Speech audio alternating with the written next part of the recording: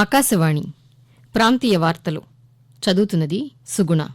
ముఖ్యాంశాలు: ప్రముఖ పారిశ్రామికవేత్త, టాటా సంస్థల గౌరవ చైర్మన్ రతన్ టాటా గత రాత్రి కన్నుమూశారు.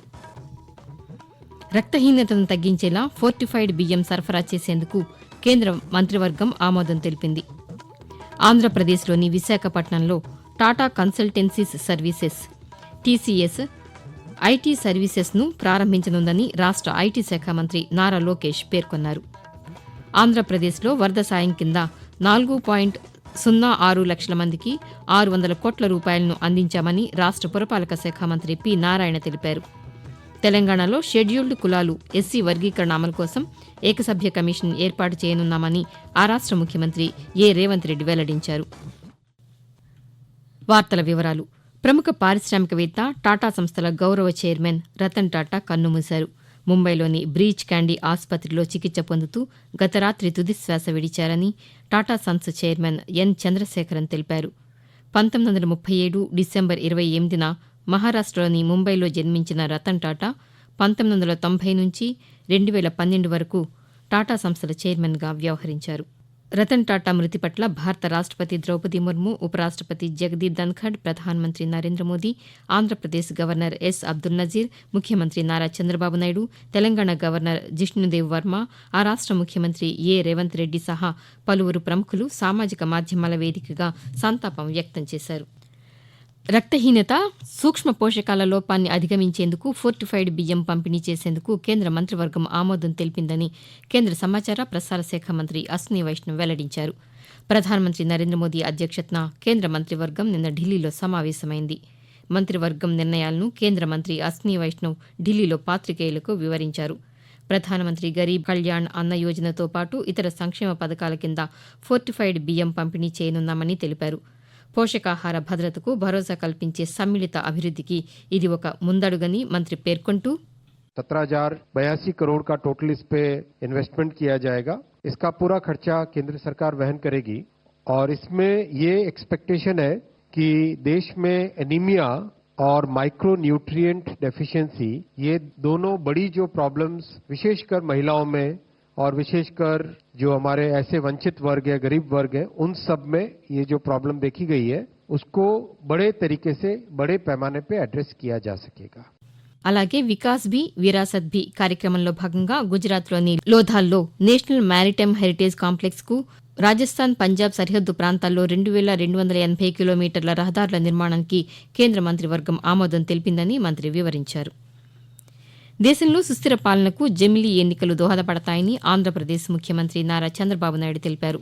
ఉండవల్లిలో ముఖ్యమంత్రి నిన్న మాట్లాడుతూ ప్రతి ఏడాది ఏదో ఒక రాష్ట్రంలో ఎన్నికలు రావడం వల్ల అభివృద్ధికి ఆటంకం ఏర్పడుతోందని అన్నారు.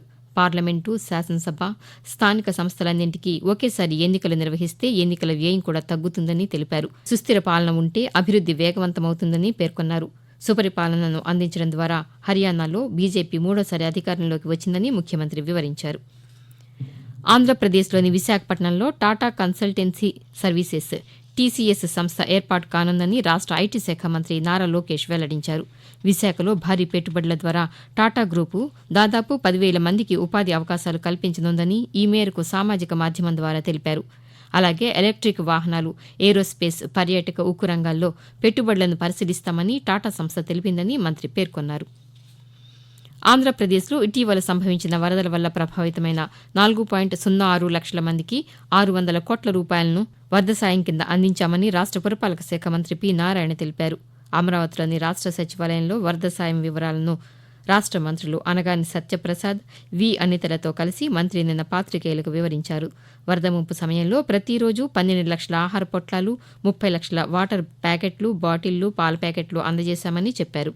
విజయవాడ నగర పరిధిలో తాత్కాలిక వసతికి 8.42 కోట్లు, ఆహారానికి 92.51 కోట్లు, తాగునీటికి 11.22 కోట్లు, వైద్య సేవలకు 4.55 కోట్లు, పారిశుద్ధ్య పనులు, పునరావాస శిబిరాలకు 20.56 కోట్ల రూపాయలు ఖర్చు చేశామని చెప్పారు. అలాగే విద్యుత్ లైట్లు, జనరేటర్లు, కొవ్వొత్తులు తదితరాలకు 23 లక్షల రూపాయలు కలిపి మొత్తం 139.44 కోట్ల రూపాయలను ఖర్చు చేశామని తెలిపారు. ఆకాశవాణి ప్రాంతీయ వార్తలు వింటున్నారు.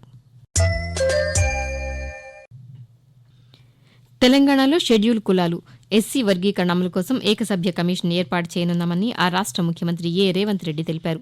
హైదరాబాద్లోని రాష్ట సచివాలయంలో ఎస్సీ వర్గీకరణపై ఏర్పాటైన మంత్రివర్గ ఉపసంఘంతో ముఖ్యమంత్రి నిన్న సమావేశమయ్యారు. ఈ సమావేశంలో ముఖ్యమంత్రి మాట్లాడుతూ వర్గీకరణ అమలు కోసం 2011 జనాభా లెక్కలను ప్రాతిపదికగా తీసుకోవాలని, 60 రోజుల్లో నివేదిక ఇచ్చేలా ఏకసభ్య కమిషన్ ఏర్పాటు చేయాలని ఆదేశించారు. ఈ నివేదిక వచ్చాకే కొత్త ఉద్యోగ నోటిఫికేషన్లు ఇవ్వాలని సూచించారు. నిర్ణీత గడువులోగా ఏకసభ్య కమిషన్ నివేదిక సమర్పించాలని, ఇందుకు కమిషన్కు కావాల్సిన అన్ని ఏర్పాట్లను పూర్తి చేయాలని ముఖ్యమంత్రి సూచించారు. తెలంగాణలో ధాన్యం సేకరణకు సంబంధించిన పలు అంశాలపై అధ్యయనం చేసి సిఫార్సులు చేసేందుకు ఆ రాష్ట ప్రభుత్వం మంత్రివర్గ ఉపసంఘాన్ని నియమించింది. ఉప ముఖ్యమంత్రి మల్లు భట్టి విక్రమార్క, మంత్రులు ఉత్తమ్ కుమార్ రెడ్డి, డి శ్రీధర్బాబు, తుమ్మల నాగేశ్వరరావుతో కేబినెట్ సబ్ కమిటీ ఏర్పాటు చేసింది. పౌర సరఫరాల కమిషనర్ డిఎస్ చౌహాన్ ఈ కమిటీకి కన్వీనర్గా ఉంటారని తెలిపింది. గోదాముల లీజు, బియ్యం మిల్లర్ల నుంచి బ్యాంకు గ్యారంటీలు, మిల్లింగ్ ఛార్జీలు తదితర అంశాలపై మంత్రివర్గ ఉపసంఘం అధ్యయనం చేసి ప్రభుత్వానికి నివేదిక ఇస్తుందని అధికారులు తెలిపారు. విజయనగరం వైభవాన్ని, సంస్కృతిని చాటి చెప్పే విధంగా ఉత్సవాలను నిర్వహించడానికి ఏర్పాట్లు చేస్తున్నామని ఆంధ్రప్రదేశ్ సూక్ష్మ, చిన్న, మధ్యతరహా పరిశ్రమల శాఖ మంత్రి కొండపల్లి శ్రీనివాస్ తెలిపారు. ఉత్సవాల నిర్వహణపై మా ఆకాశవాణి విజయనగరం జిల్లా ప్రతినిధి కెఎన్ రామకృష్ణ మరిన్ని వివరాలను అందజేస్తారు. విజయనగరం ఉత్సవాలు ప్రతి ఒక్కరిలో మధుర స్మృతిగా నిలిచిపోయేలా నిర్వహించాలని రాష్ట్ర ఎంఎస్ఎంఈ సెర్ప్ శాఖ మంత్రి కొండపల్లి శ్రీనివాస్ సూచించారు. బుధవారం విజయనగరం కలెక్టరేట్ ఆడిటోరియంలో ఉత్సవాల ఏర్పాట్లపై కలెక్టర్ డాక్టర్ బిఆర్ అంబేద్కర్, వివిధ శాఖల అధికారులు, స్వచ్ఛంద సంస్థల ప్రతినిధులతో ఆయన సమీక్ష నిర్వహించారు. ఈ సందర్భంగా మాట్లాడుతూ అధికారులు వారికి కేటాయించిన విధులను జాగ్రత్తగా నిర్వహించి అమ్మవారి పండుగను, ఉత్సవాలను విజయవంతం చేయాలని పిలుపునిచ్చారు.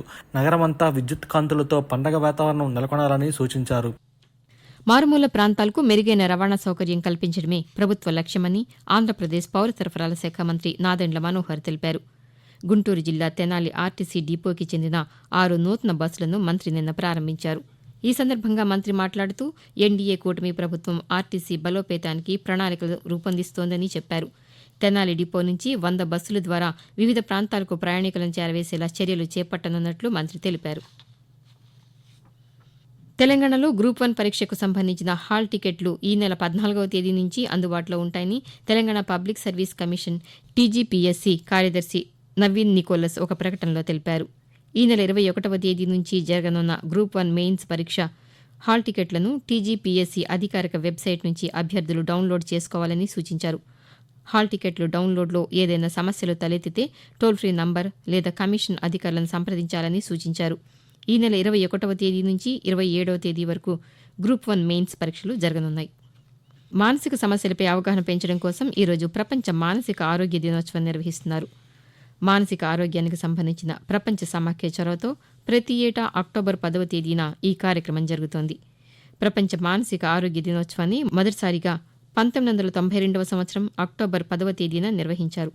మానసిక ఆందోళన, కుంగుబాటు, ఫోబియా, మానియా వంటి రుగ్మతలన్నీ మానసిక అనారోగ్యానికి చిహ్నాలు. మానసిక వైద్య నిపుణుల ద్వారా ఈ రుగ్మతలకు తగిన చికిత్స పొందవచ్చు. అనునిత్యం యోగాభ్యాసం ద్వారా మానసిక వైకల్యాన్ని అధిగమించవచ్చునని వైద్య నిపుణులు సూచిస్తున్నారు. కాగా ప్రపంచ మానసిక ఆరోగ్య దినోత్సవం సందర్భంగా ఆకాశవాణి విశాఖపట్నం ప్రాంతీయ వార్తా విభాగం రూపొందించిన ప్రత్యేక కార్యక్రమం 4వ సంచిక ఈ ఉదయం 10 గంటలకు ప్రసారమవుతుంది. ప్రాంతీయ వార్తలు ముగించే ముందు ముఖ్యాంశాలు మరొకసారి. ప్రముఖ పారిశ్రామికవేత్త, టాటా సంస్థల గౌరవ చైర్మన్ రతన్ టాటా గత రాత్రి కన్నుమూశారు. రక్తహీనతను తగ్గించేలా ఫోర్టిఫైడ్ బియ్యం సరఫరా చేసేందుకు కేంద్ర మంత్రివర్గం ఆమోదం తెలిపింది. ఆంధ్రప్రదేశ్లోని విశాఖపట్నంలో Tata consultancies services TCS IT సర్వీస్ను ప్రారంభించనుందని రాష్ట్ర ఐటీ శాఖ మంత్రి నారా లోకేష్ పేర్కొన్నారు. ఆంధ్రప్రదేశ్లో వరద సాయం కింద 4.06 లక్షల మందికి 600 కోట్ల రూపాయలను అందించామని రాష్ట్ర పురపాలక శాఖ మంత్రి పి నారాయణ తెలిపారు. ఆకాశవాణి ప్రాంతీయ వార్తలు ఇంతటితో సమాప్తం.